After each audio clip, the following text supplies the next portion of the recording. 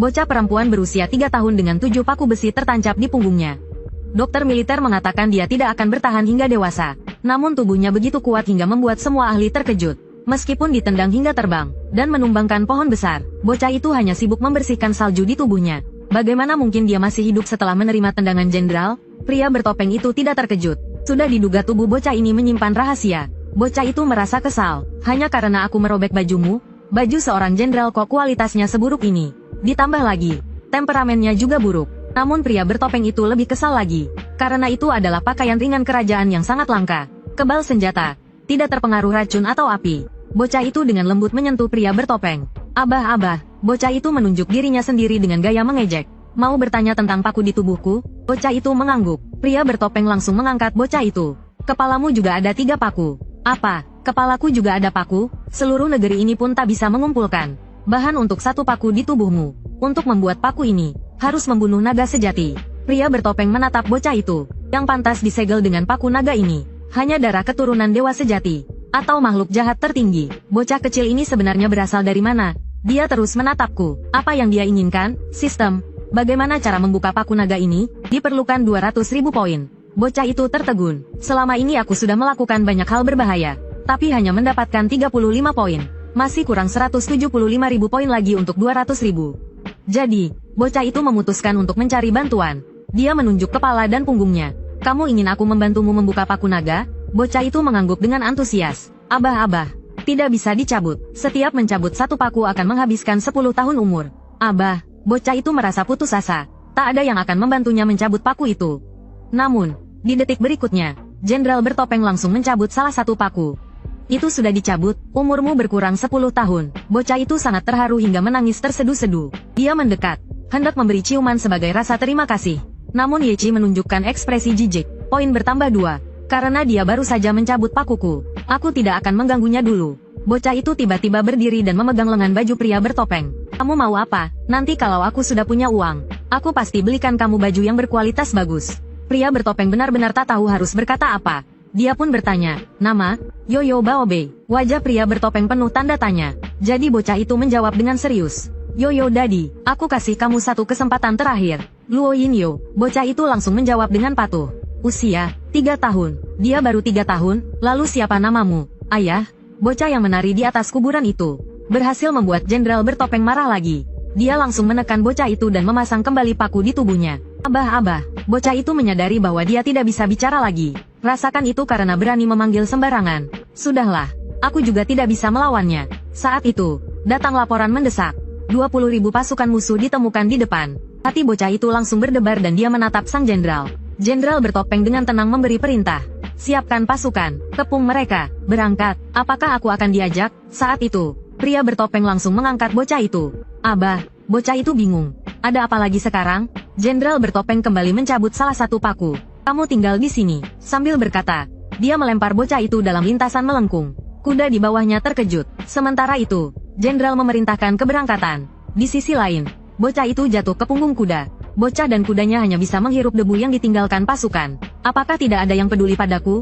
Hal seperti mengepung musuh dan bertarung bersama-sama. Ajak aku juga. Saat bocah itu sedang kecewa, dia melihat seorang pahlawan gagah menunggangi kuda pelangi datang mendekat.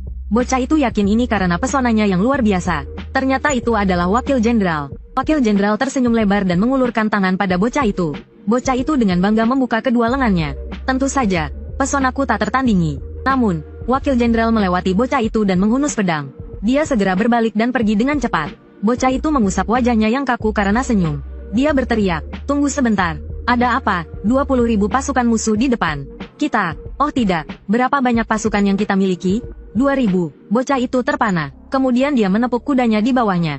Ayo, bawa aku ke sana. Aku ingin melihat bagaimana 1 orang mengepung 10 orang. Kuda putih itu menunjukkan ekspresi meremehkan. Lalu langsung berlari ke depan. Pegangan, pelan-pelan.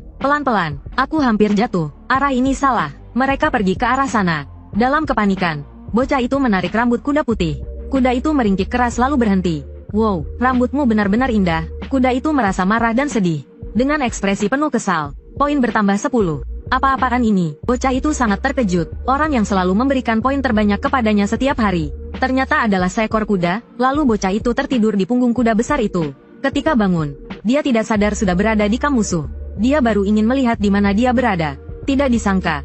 Baru berjalan beberapa langkah, dia menabrak seseorang. Dari mana datangnya pengungsi kotor ini? Pria itu tanpa banyak bicara langsung menendangnya. Bocah itu langsung terlempar jauh. Dia jatuh di atas punggung kuda besar itu, membuat kuda itu ikut terjatuh.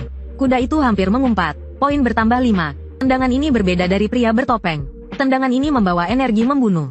Jika bukan karena tubuhnya yang spesial, orang biasa pasti sudah mati karena tendangan ini. Untuk pertama kalinya, bocah itu merasakan betapa rendahnya nyawanya di mata orang yang berkuasa. Mata bocah itu menunjukkan ketegasan yang tidak sesuai dengan usianya yang 3 tahun.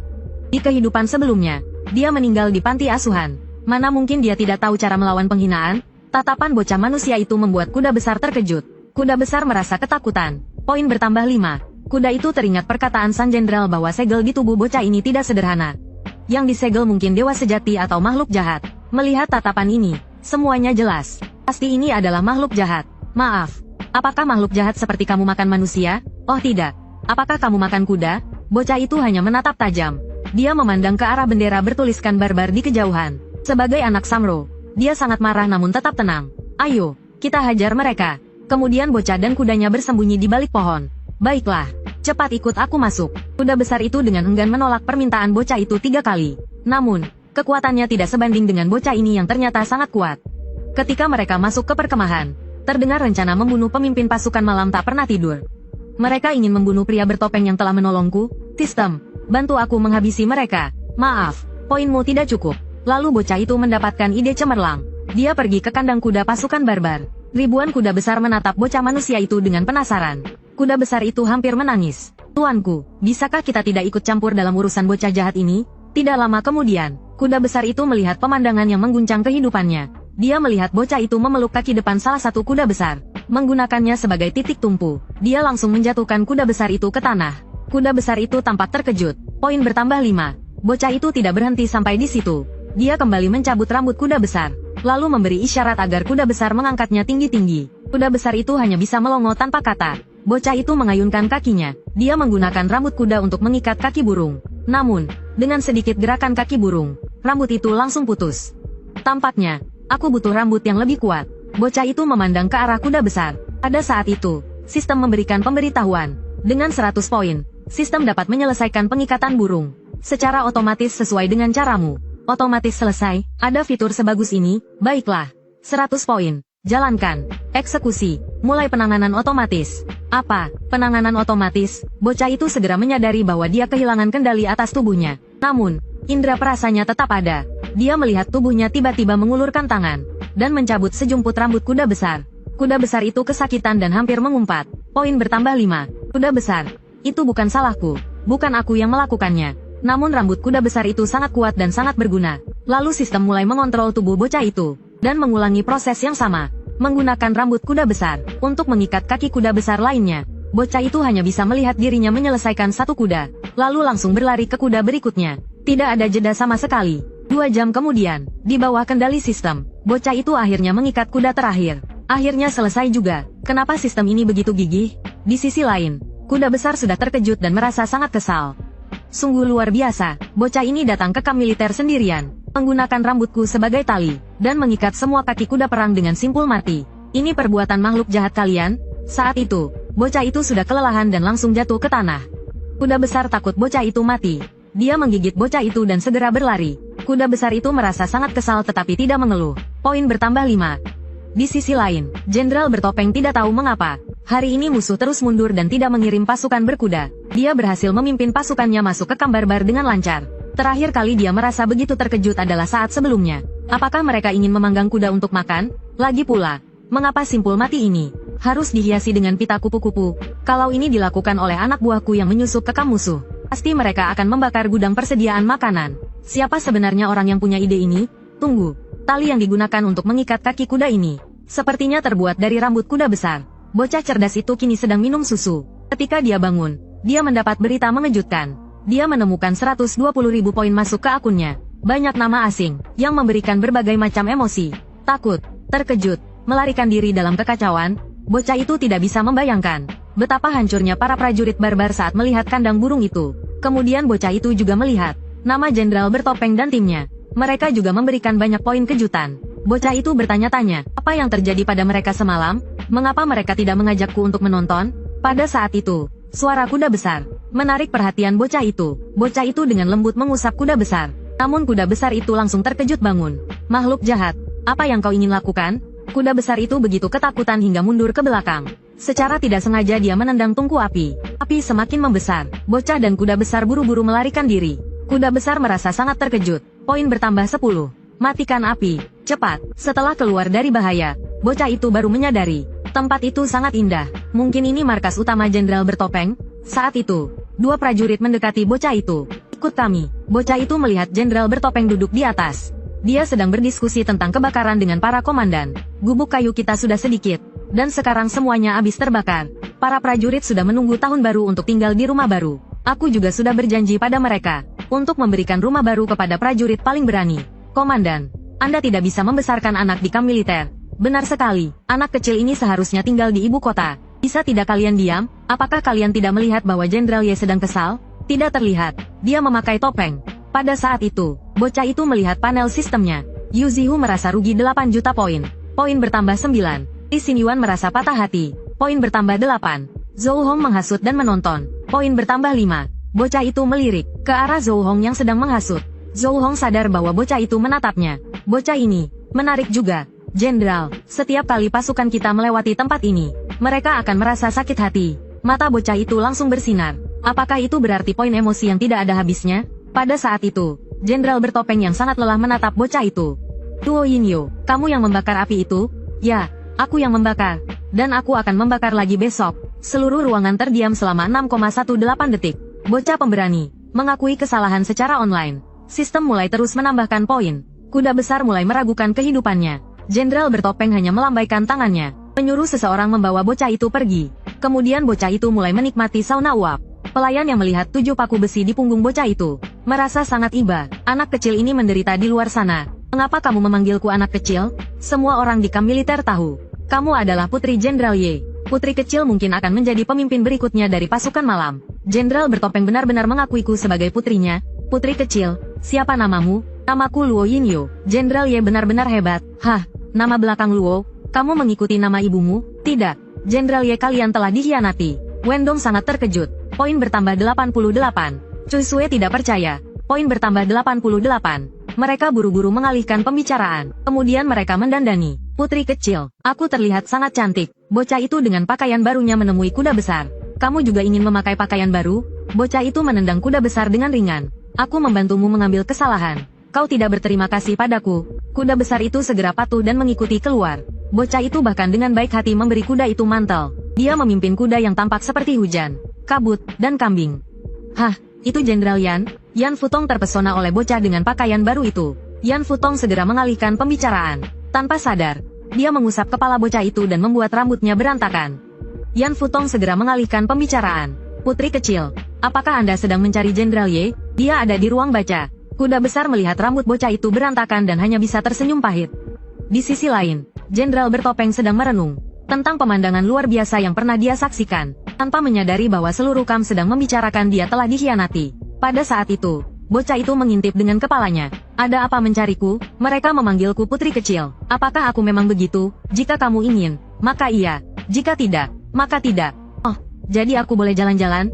Kalau hanya untuk bicara omong kosong, segera keluar. Baik, ayo pergi. Kuda besar, kita keliling. Kuda besar, keliling seperti keliling marah. Bocah kecil yang berkeliling kota, mengumpulkan banyak makanan dan minuman dari penduduk. Namun, bocah itu menyadari semua orang sedang membuat senjata. Meskipun baru saja mengalahkan musuh, tidak mungkin Jenderal Bertopeng ingin memberontak, kan? Di sisi lain, Jenderal Bertopeng sedang berdiri di reruntuhan kebakaran kemarin. Bulu kuda besar biasanya bisa menahan api, tapi kali ini bahkan bulu kuda besar ikut terbakar. Lalu dia melihat secuil api kecil di sudut. Baiklah, sudah jelas, ini adalah api abadi. Api ini kemarin aku sendiri yang memberikannya kepada bocah itu untuk menghangatkan tubuhnya. Ternyata, penyebab masalahnya adalah aku sendiri. Pada saat itu, bocah itu muncul. Dia hanya ingin segera mencabut paku dan pergi. Tidak ingin terlibat dalam urusan pemberontakan. Bocah itu berlari ke arah Jenderal Bertopeng. Dia memegang erat celana sang jenderal. Berdasarkan pengalamannya di panti asuhan, bertingkah manja seperti ini biasanya membuat orang dewasa menggendongnya, dan biasanya akan mengabulkan permintaannya. Namun, dari sudut pandang Jenderal Bertopeng, Dia hanya melihat seekor ayam hijau yang berantakan, yang menempel di kakinya. Jenderal bertopeng mengangkat bocah itu dan membawa ke cermin tembaga. Di samping, kuda besar tertawa sampai berguling di lantai. Tertawa apa? Apa yang salah dengan rambutku yang berantakan? Kamu bahkan tidak punya rambut. Kuda besar merasa diserang. Bocah itu kembali melihat ke jenderal bertopeng dengan serius. Setelah mengatur wajahnya, dia berteriak, "Ayah, aku bukan ayahmu. Kalau begitu, aku jadi ayahmu." Bocah itu bersumpah itu hanya refleks alami. Jenderal bertopeng merasa frustrasi. Dia bangkit dan mengambil sesuatu dari saku bocah itu.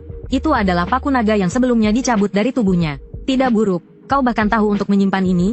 Bocah itu buru-buru menutupi punggungnya dengan erat. Jenderal bertopeng memutar paku itu di tangannya dan mendengus. Kamu begitu curiga padaku, siapa tahu kamu tidak akan memasangnya kembali? Melepaskan satu paku naga memakan waktu 10 tahun umurku. Ku harus sangat bosan untuk memasangnya kembali.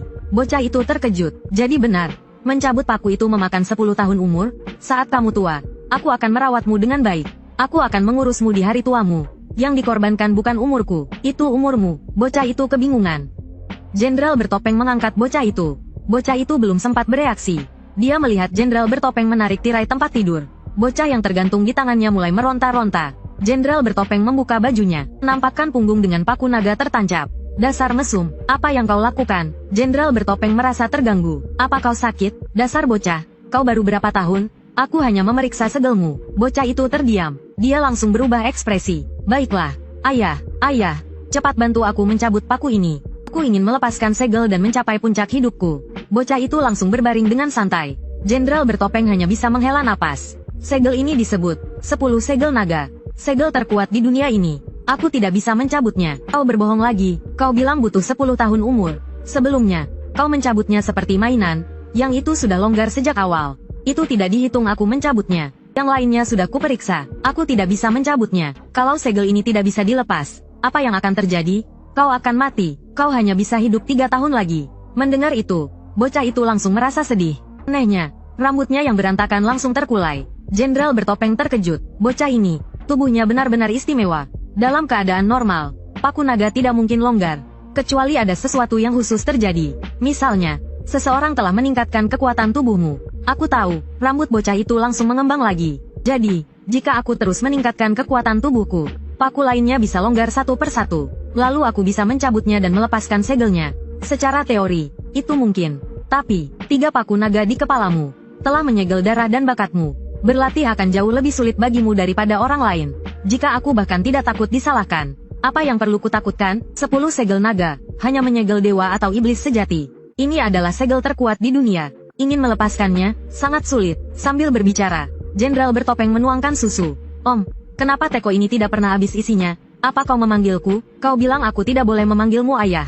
Jenderal bertopeng merasa frustrasi. Kalau begitu, Paman Yechi, Jenderal bertopeng merasa dia tidak bisa menang melawan bocah ini. Ini adalah ruang miniatur, bisa menyimpan cairan secara permanen. Kapasitasnya cukup untuk meminum selama 10 tahun.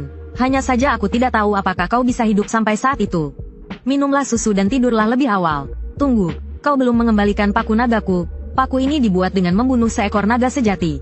Selain itu, naga sejati terakhir di dunia ini sudah mati. Harta ini harus kusimpan sendiri. Jenderal bertopeng dengan enggan menyerahkan paku itu kepada bocah itu. Bocah itu sangat senang hingga rambutnya mengembang lagi. Bocah ini, begitu sulitkah untuk mendapatkan satu paku darinya? Bocah itu sekarang tidak terburu-buru mencabut paku lagi. 3 tahun cukup untukku. Lagi pula, aku masih punya pendukung poin tertinggi. Saat itu, dia melihat seseorang menggali tanah 10 meter di depannya. Bocah itu penasaran, apakah mereka sedang membangun pondasi? Aku selalu sopan. Haruskah aku menawarkan bantuan? Pada saat itu, bocah itu mendengar seseorang memanggilnya.